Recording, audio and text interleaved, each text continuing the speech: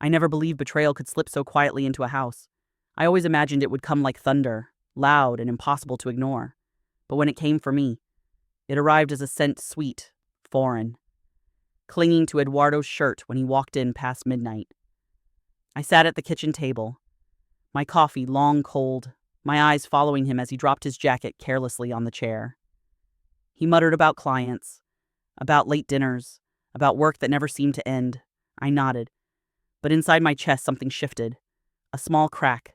When he went to bed, I picked up that jacket, as I had done for 40 years. My fingers brushed against a folded receipt. My stomach tightened before I even read it. San Cristobal Steakhouse. Party of 2. Cabernet Sauvignon Reserve. Not Monterey. As he had told me. Not business partners. Something else. I whispered into the empty kitchen. Who? Eduardo, with who I couldn't sleep. His snores filled the bedroom like a cruel lullaby. Every rise and fall of his chest mocked me, as if he carried no weight on his conscience. My eyes burned, Rza, staring at the ceiling. Then I saw his phone glowing faintly on the nightstand. I reached for it with hands that trembled. Not from fear, but from something darker need. The message was short, sharp, undeniable. You were incredible tonight, Poppy. The heart stabbed me harder than any knife. I set the phone back. Careful, silent. Though my body shook like a leaf in the wind, I walked to the garage, unable to stop myself. His SUV smelled of gasoline, yes. But beneath it was that same perfume. I opened the glove compartment, and there it was, a tube of lubricant. Discreet, shameless, damning. My hand froze. My breath vanished. We hadn't been intimate in years, and now this. I dropped it back as though it burned me, wiping my hands furiously on a napkin, as if I could scrub away the disgust clinging to my skin. Back in the kitchen, I collapsed into a chair, staring at the oven across the room. That oven had been the heart of our life together, the place where bread rose and dreams took shape. I remembered long nights kneading dough while Eduardo promised me we were building a future. Now every promise felt like ash.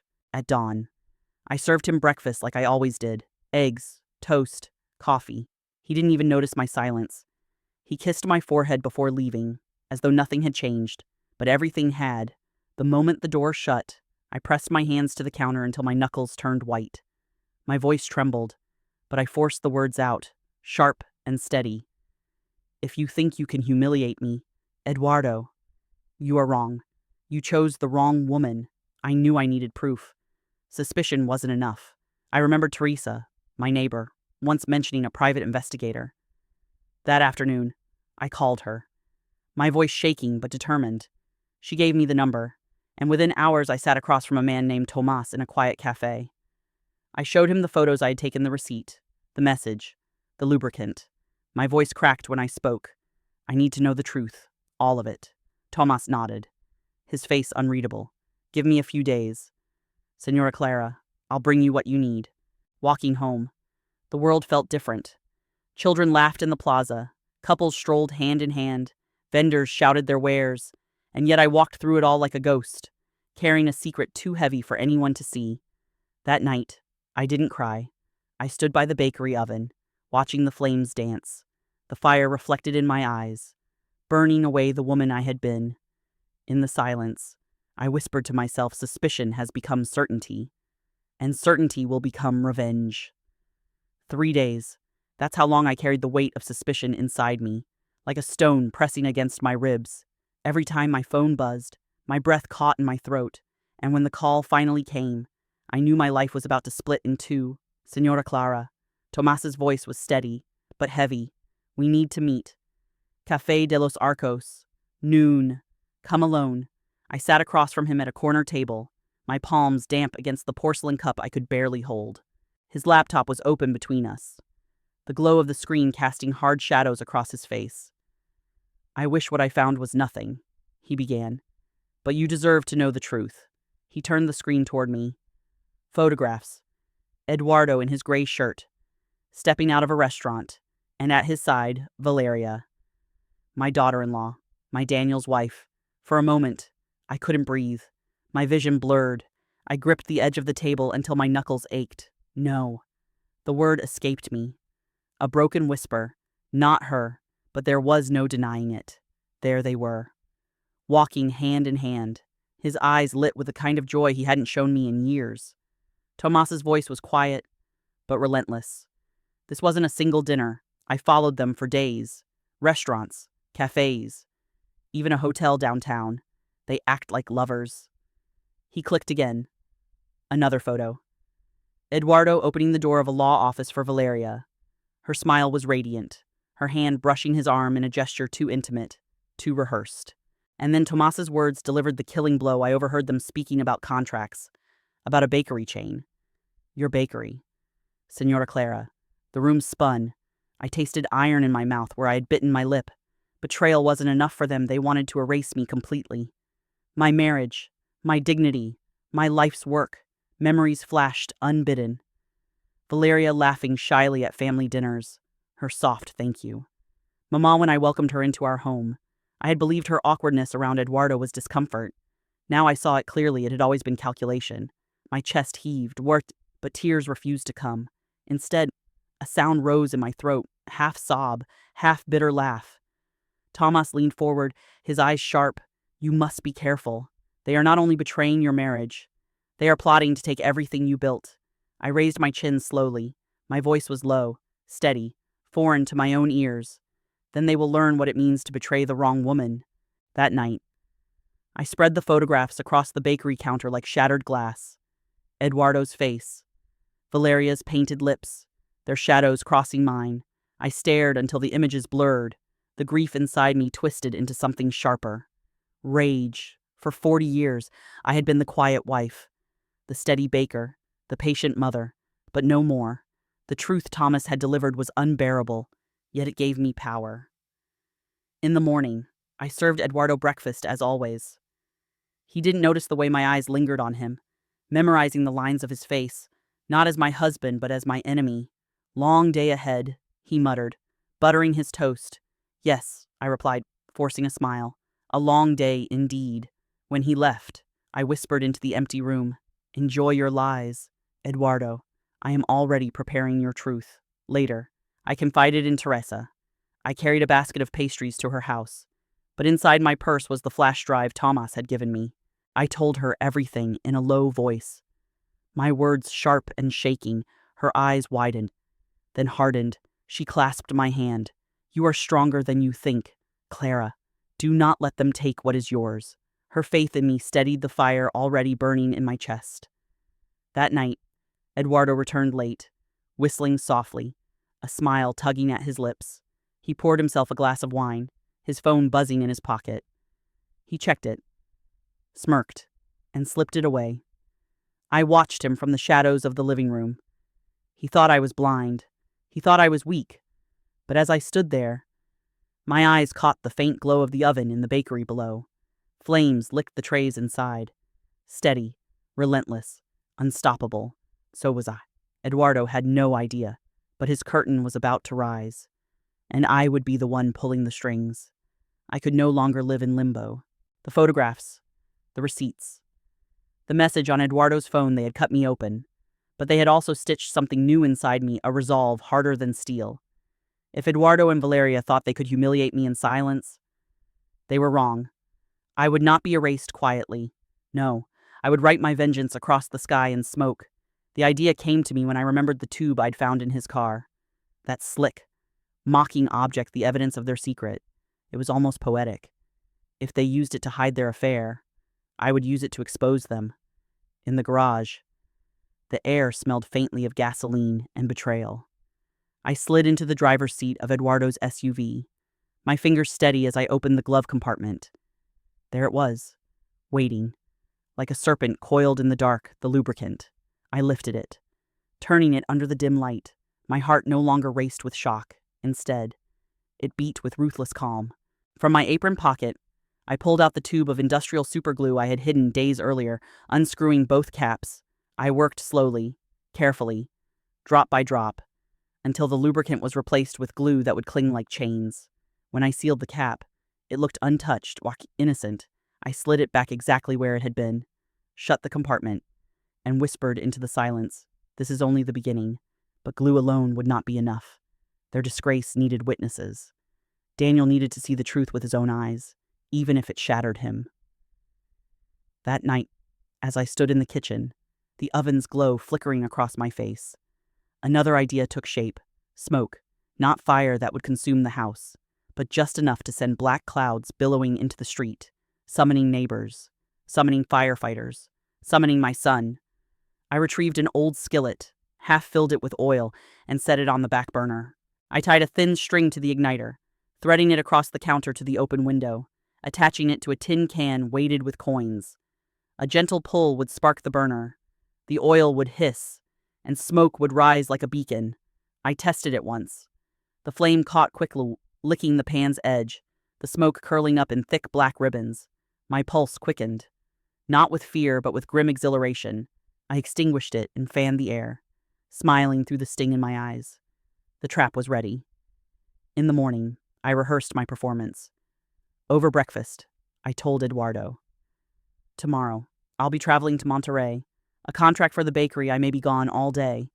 He froze for a fraction of a second before his smile widened too easily. That's good. Clara, very good. Don't worry about the house. I'll manage. The eagerness in his voice nearly made me laugh. He thought he was clever. He thought I was blind. I forced myself to kiss his cheek before he left. The taste of bile burned my throat. Later, I visited Teresa. I brought her a basket of pastries, though my true offering was whispered words. If something strange happens tomorrow, I told her, my eyes fixed on hers. Don't be afraid. Just watch. Her brows furrowed, but she nodded. She didn't ask questions. She didn't need to. That night, I sat by the window, staring at the quiet street. Eduardo snored in the next room, oblivious to the storm gathering around him. I thought of Daniel, my son, my pride, my reason. He would suffer when the truth emerged, but better one sharp wound than a lifetime of deception. My hands trembled as I clasped them together. For a moment, I almost prayed. Not for forgiveness, not for mercy, but for strength. The words formed on my lips like an oath tomorrow. Eduardo, tomorrow the curtain rises, and when it falls, there will be nothing left of the life you thought you could steal. That night, for the first time in weeks, I slept soundly. Not as a betrayed wife, not as a victim, but as the author of a play only I knew the ending to. Morning arrived wrapped in a deceptive calm. Eduardo hummed as he dressed, straightening his tie with unusual care. I placed my travel bag by the door where he could see it. Inside, there was nothing but a folded blanket, yet to him it was freedom proof that I was leaving. I leaned close, kissed his cheek, and whispered, "Don't wait for me. The contract may take all day." His relief was almost comical. Of course. Clara, take your time. When the door closed behind me, I crossed the street to Teresa's house instead of heading to the bus station. She opened her door before I could knock, her eyes sharp with worry. "You're sure about this?" she asked. I nodded. "I need witnesses. Daniel needs the truth." We sat by her window, the curtains drawn just enough to watch my house. My heart pounded, but my hands were steady. I was no longer waiting. I was watching the stage I had built. It didn't take long. By mid-morning, a taxi pulled up. Valeria stepped out, sunglasses hiding her eyes, a floral dress swaying around her knees. She glanced nervously up and down the street before Eduardo opened the door, pulling her inside. The sight made bile rise in my throat, but I forced myself to stay still. Teresa gripped my hand. Neither of us spoke. Through the hidden recorder in my bedroom, I listened on my phone. At first, laughter, glasses clinking, footsteps moving across the floor. Eduardo's voice, smug and low, finally. "The house is ours, if only for today." Valeria's laugh followed, sharp as broken glass. "She'll never know. The old woman is gone." My teeth sank into my lip, the metallic taste of blood filling my mouth. Every word was another nail in the coffin of the life I had shared with him. Then came the sound I was waiting for, Valeria's shriek, high-pitched and panicked. "Eduardo, I can't move." His curse cut through the speaker. "Damn it, just relax, don't panic," but his voice was no longer confident. The glue had done its work. I rose from Teresa's chair, crossed to the window, and gripped the string tied to the tin can. With one sharp tug, the stove ignited. Oil hissed, our flames licked the pan, and smoke began curling up in thick black ribbons. Teresa gasped. Clara. Let it rise, I whispered, and it did. Smoke poured from the kitchen window, rolling into the street like a dark banner. Neighbors rushed outside, shouting, Fire, Clara's house is burning. Call the fire department. I stood perfectly still, my pulse a steady drum. This was it. The siren came quickly, slicing through the air. The fire truck screeched to a halt in front of my house, and there, my son. Daniel leapt from the driver's seat, his uniform stark against the smoke, his face tight with urgency. Move fast, he barked to his team, my chest clenched at the sight of him, my beautiful boy walking into the flames of truth. Teresa pressed her hand to my shoulder, but I couldn't look away. Daniel and his crew smashed the front door, disappearing into the smoke. My phone trembled in my hands as Eduardo's voice blared through the recorder. Valeria. Shut up. We'll figure this out. Her sobs cut him off. We're stuck, Eduardo. We're stuck together. Then Daniel's voice, hoarse with disbelief. What the hell? The silence that followed was heavier than stone. I could imagine it, the broken bed, the twisted sheets, my husband and my daughter-in-law glued in their shame while my son stood over them. A firefighter muttered in the background, God help us. Another stifled a laugh before Daniel's command cracked like a whip. Silence I didn't need to see. The sounds painted the picture clearly. Eduardo's face, twisted with panic. Valeria's tears streaking her cheeks. My son's eyes wide with horror as the truth crushed him. Outside. Neighbors gathered, gasping, whispering, pointing. Father-in-law and daughter-in-law, Dios mío. Poor Clara. To be betrayed like that. Shameful. Absolutely shameful. Some pulled out phones, recording as the firefighters carried Eduardo and Valeria out, tangled in sheets, their faces crimson with disgrace. The crowd erupted gasps, curses, laughter, and Daniel followed behind, pale as death, his jaw clenched, his shoulders heavy with betrayal. From Teresa's window I pressed my hand to the glass. My whisper was only for him. I'm sorry, my son, but now you know. The ambulance wailed down the street, carrying Eduardo and Valeria away in their sheets of shame. Neighbors murmured, phones buzzed with new recordings, and the smoke from my kitchen still curled faintly into the sky. From Teresa's window, I watched until the sirens vanished. My house was marked by scandal, but my vengeance was only half written. The play needed its second act. At the hospital. Chaos erupted the moment they arrived. Nurses gasped. Doctors whispered. Patients craned their necks to stare, even in a place built on emergencies. This was spectacle, a man and his daughter-in-law glued together, their groans echoing through the corridor. I entered quietly, blending into the crowd. No one stopped me. I was the betrayed wife, the silent witness. My presence made sense. I caught a glimpse through the swinging doors. Eduardo grimaced, sweat rolling down his temples. Valeria sobbed, clutching at the sheet wrapped around her. Their bodies, once bound in secret lust, were now shackled by glue and humiliation. I should have felt pity. Instead, I felt power. Hours later, they were separated, their skin raw, patches red and tender. A doctor scowled as he handed over 2 small tubes. Apply this ointment twice a day. It will soothe the burns and help the skin recover. I memorized the tubes as though they were sacred objects. My chance. When the nurse stepped out, I slipped inside. Eduardo looked up, his eyes wide with shame and desperation. Clara, please. I can explain what my voice cut like a blade. That my husband of 40 years crawled into bed with my son's wife, that you plotted to steal my bakery. My life's work, Valeria whimpered. It wasn't like that. I turned on her, my fury rising. You called me an old hag. You thought I'd never know, but you were wrong. Silence followed, thick and suffocating. I moved to the bedside table, my hands calm as water. From my purse, I drew the prepared tubes filled not with healing ointment but with mustard, thick and burning. I switched them in one fluid motion, sliding the real ones into my bag. Neither of them noticed. They were too stunned, too broken. I placed a pen and a stack of papers on Eduardo's lap. Divorce papers, evidence Tomas had gathered, photos, receipts. This is your choice, I whispered.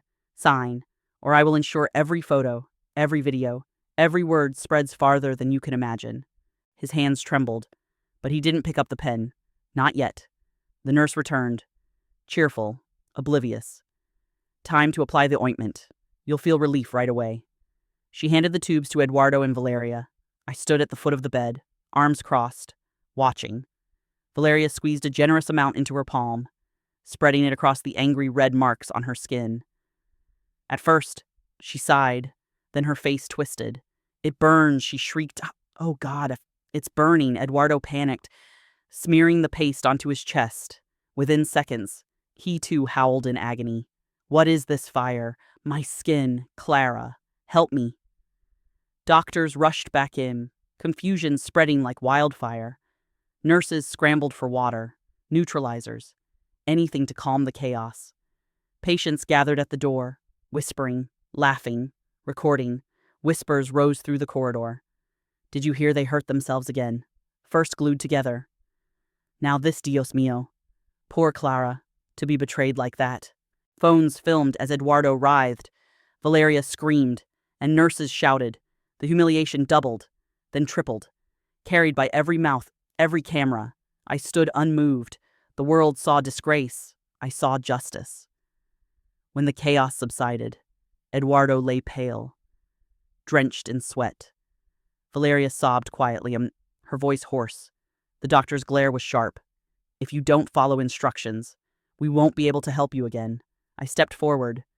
The divorce papers still lay untouched on Eduardo's lap. I tapped them with a single finger.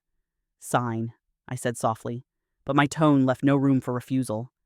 Sign, or next time it won't just be mustard. Eduardo's eyes met mine pleading. Broken, then, slowly, his hand closed around the pen. The scratch of ink against paper was the sound of 40 years dying. I turned, walking out as his signature dried, in the corridor.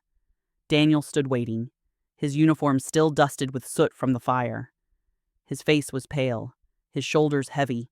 Mom, he whispered, his voice trembling. I don't understand. Why them? Why did he do this? I pulled him into my arms. For a moment, he was my boy again, shaking against me like the child who once cried after a scraped knee. Because, I said softly, the ones we love most are often the ones who hurt us deepest. But we are still here. Daniel, we will endure. That night, back at the bakery, I lit the ovens once more. The flames glowed steady, alive, defiant. I placed my hands on the counter, whispering to the fire, the marriage is dead. The bakery lives, and so do I. The sound of Eduardo's pen scratching across the divorce papers still echoed in my mind as I left the hospital. It was not victory, I felt it was something heavier, darker. The death rattle of 40 years of my life. News of the scandal spread faster than fire. By the next morning, my bakery was buzzing with whispers. Neighbors stopped mid-bite of their pastries to murmur about the affair. The fire, the humiliation in the hospital. 40 years of marriage, and he threw it away for his daughter-in-law. Did you hear they were glued together, Dios mío? Poor Clara. She's stronger than all of us. Their words fluttered around me like moths. Some pitied me, others admired me, but none of them knew the nights I had spent staring at the ceiling, my chest hollow, wondering how I had been so blind. Daniel moved in the very next day. He didn't ask. He simply appeared at the bakery's upstairs flat, a small suitcase in hand, his eyes shadowed with grief. I can't stay in that house, he said, his voice breaking. Not after what I saw. I opened my arms, and he stepped into them. For a moment, I held him the way I had when he was a child, when his scraped knees felt like the worst pain he could know. You're home now, I whispered. This is your home. And from that day forward, the apartment above the bakery became our refuge. The bakery flourished in ways I hadn't expected. Customers poured in, not only for the pastries, but for me, the woman who had been wronged yet stood tall. Orders tripled. Hotels, cafes, even small restaurants called daily, requesting my bread and flan. One afternoon, as I handed a tray of sweet rolls to Mrs. Peterson, she clasped my hands tightly. You're an inspiration. Clara, she said, you turned shame into strength. You showed us no one can trample you. I smiled politely, but inside my chest ached. They saw resilience, but they didn't see the nights I pressed my hands to the oven, whispering Eduardo's name into the flames like a curse, at dinner. Daniel and I sat together in silence more often than not. He ate slowly, his uniform still smelling faintly of smoke. One evening, he put down his fork and whispered, "Mom, I keep hearing it the moment I open that door. The smell of smoke, their faces. I can't forget it." I reached across the table, covering his hand with mine. Scars don't fade quickly, but one day, Daniel, the memory won't burn so sharply. One day, it will only be a shadow. His jaw tightened. "And you? How do you live with it?" I swallowed hard. "By remembering that I survived. That they didn't take everything. I still have you. I still have this bakery. That's enough." But as the words left my lips, I wondered if I believed them. The gossip outside our walls never stopped. At the market, I overheard two young women whispering as I passed. "They say Eduardo left town." No. No, he's hiding with relatives. Too ashamed to show his face. "And Valeria, she's vanished. Maybe forever." I kept walking, my face blank, but inside, their voices dug at me, gone or not. Eduardo and Valeria were still ghosts in my life. Daniel tried to bury his pain in work. He carried sacks of flour, managed invoices, delivered orders with mechanical precision. Customers praised his dedication, but I saw the hollowness in his eyes. One night, I found him sitting by the window, staring out at the quiet street. His voice was low, heavy. "Do you ever wonder why the ones we love most are the ones who hurt us the deepest?" I sat beside him, resting my hand on his shoulder. "Because love blinds us. But blindness doesn't last forever. You're seeing clearly now. It hurts, but it will also free you." On Sundays, I returned to church. I sat in my pew beneath the stained glass window, the colored light spilling across my face. I didn't pray for Eduardo. I didn't pray for Valeria. I prayed for Daniel, for myself, for strength. Teresa sat beside me once, leaning close. "You don't have to be unbreakable all the time.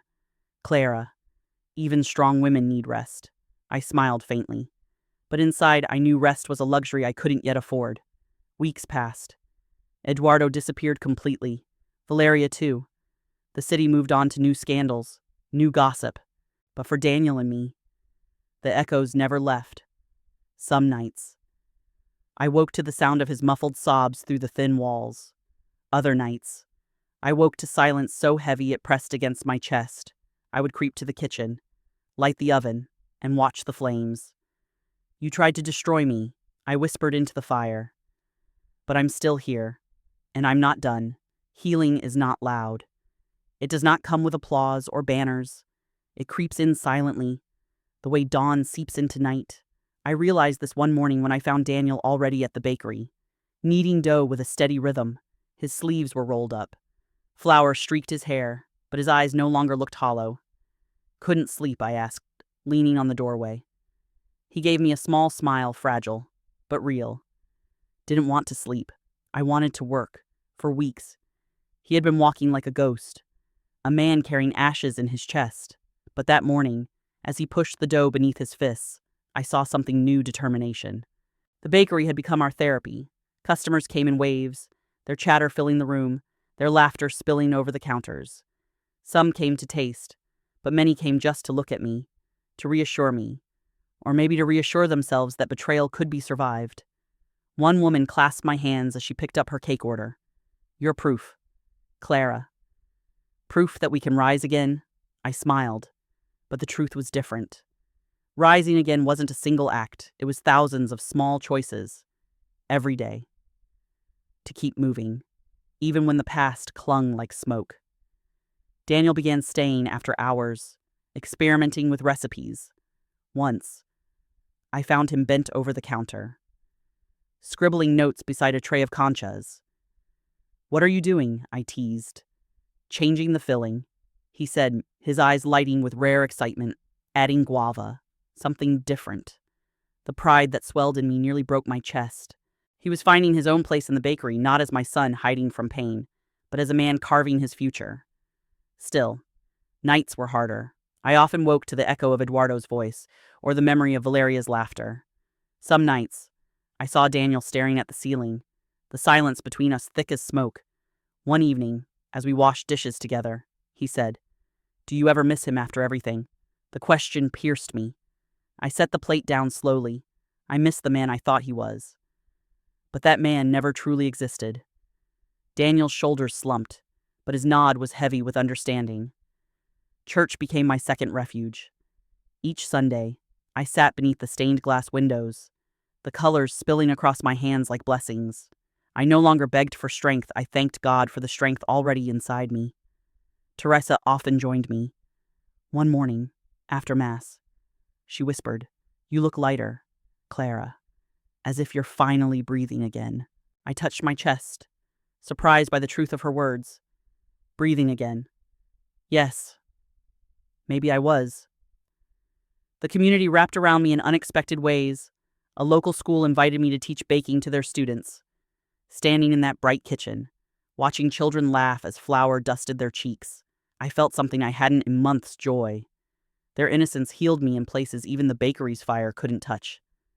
Daniel, too, began to heal outwardly. One afternoon, I saw him in the plaza, helping a little boy fix the chain on his bicycle. His laughter rang clear, unforced, like sunlight breaking through storm clouds. When he returned, I teased him. "I saw you smiling." He rolled his eyes, but the blush on his cheeks gave him away. Don't get used to it, but I did. Each smile was proof that healing was not only possible, it was happening. At night, I often found myself before the bakery oven, the flames steady, alive. I no longer whispered curses into the fire. Instead, I whispered thanks. Thank you for leaving me my son. Thank you for leaving me my work. Thank you for showing me that even ashes can glow. I wasn't naive. Scars remained. Eduardo's betrayal still lingered like a bruise. Valeria's laughter haunted me in dreams. But the pain no longer defined me. It shaped me. Yes, but it did not own me. One evening, Daniel carried a tray of guava-filled conchas to the counter, dusted with sugar that glistened under the light. "Taste," he urged. I bit into one, the sweetness melting on my tongue. Tears welled in my eyes, not from sadness but from pride. "It's perfect," I whispered. For the first time, I saw Daniel not just as my son, but as my partner, my equal. Together, we were not rebuilding what was lost, we were building something entirely new. The smell of guava and sugar lingered in the bakery, warm and inviting. Daniel's conchas had become our bestseller, the trays emptying faster than we could bake them. Watching customers smile as they bit into his creation filled me with pride deeper than any revenge ever could. For months, I had lived with fire in my chest. Now, for the first time, I felt the flames settling into embers steady, glowing, no longer consuming. Eduardo never returned. Whispers said he had left the city in shame, drifting somewhere no one cared to know. Valeria vanished too, swallowed by silence. Their names faded from the town's gossip, replaced by new scandals. But for me, they were not ghosts anymore. They were gone. And with their absence came a peace I had doubted I would ever feel. One evening, Daniel and I closed the bakery early. We carried a basket of bread to the plaza, sitting beneath the old fountain. The air was cool, children's laughter echoing in the distance, lanterns swaying above us. Daniel tore a piece of bread, handing it to me. His voice was quiet but certain. I thought I'd never be able to trust again. But maybe trust doesn't have to mean trusting others. Maybe it starts with trusting myself. Tears stung my eyes. "You've grown stronger, Daniel. Stronger than I ever imagined." He smiled faintly. "So have you." Mom, for the first time, I believed him. The bakery became more than a business, it became a sanctuary. Schools invited me to teach. Women sought my advice. Young couples came to us for cakes that would mark new beginnings. I often stood by the oven, watching the flames. But now I whispered different words into the fire. Thank you for the pain that taught me my strength. Thank you for the betrayal that gave me freedom. Thank you for leaving me what matters most.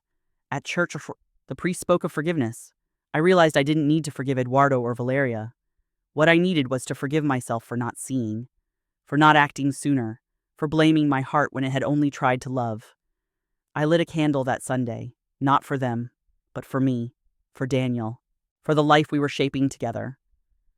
Months later, during the bakery's anniversary celebration, Teresa raised a glass in front of everyone, to Clara and Daniel, proof that even from ashes, we can build something stronger. Applause filled the room. the sound wrapping around me like a warm cloak. I looked at Daniel, his face lit with a smile, and I felt it closure. The story that had begun with suspicion, with betrayal, with fire and shame, it had ended here, in light, in bread, in love that no one could corrupt. That night, after the last customer left, Daniel and I sat together in the quiet bakery. The ovens glowed softly, casting golden light across the room. "Mom," he said, his voice calm, "are you happy?" I thought for a long moment. Then I answered with the truth, clear and steady. "Yes, for the first time in years, I am." I went upstairs, opened the window, and let the night air wash over me. The town was peaceful, lanterns flickering in the distance. I pressed my hands together, not in prayer, but in gratitude. The past was gone. The wounds had scarred, but the future was ours. And with that certainty, I closed the window, blew out the candle, and finally slept without dreams.